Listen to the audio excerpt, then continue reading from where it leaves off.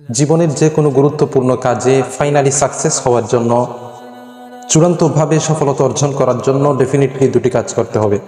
প্রথমত তাওয়াক্কুল আলাল্লাহ তথা আল্লাহ তাআলার উপর ভরসা করা।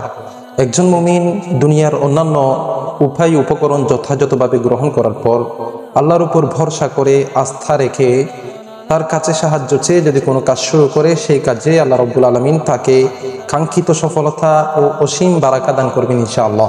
আল্লাহ সুবহানাহু ওয়া তাআলা পবিত্র কোরআনে বলেন, ফাইদা আযামতা ফাতাওয়াক্কাল আলাল্লাহ।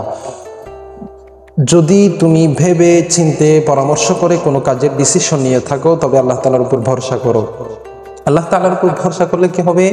প্রত্যুত্তরে আল্লাহ সুবহানাহু ওয়া তাআলা অন্য আয়াতে বলেন, ওয়া মান ইয়াতাওয়াক্কাল আলাল্লাহি ফাহুয়া হাসবুহ। যে ব্যক্তি আল্লাহ তাআলার উপর ভরসা করে তার জন্য আল্লাহ তাআলাই যথেষ্ট।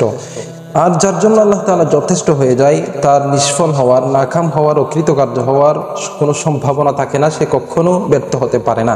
কারণ তাওয়াক্কুলের অর্থই হচ্ছে আপনার সফলতার দায়িত্ব আল্লাহ তাআলার কাছে সমর্পণ করা। আর যেই কাজের সফলতার দায়িত্ব আল্লাহ তাআলা নিজেই নিয়ে নেবেন, সেই কাজ তো সফল হবে না।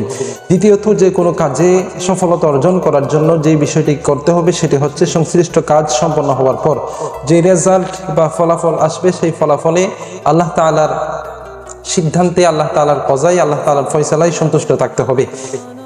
আপনার কাজে যদিও বা বাহ্যিকভাবে সফলতা দেখাও না যায়, তবুও ভেঙে পড়া যাবে না, হতাশ হওয়া যাবে না। ধৈর্য ধরে আল্লাহ তাআলার কাছে সাহায্য চেয়ে কাজকে এগিয়ে নিয়ে যেতে হবে।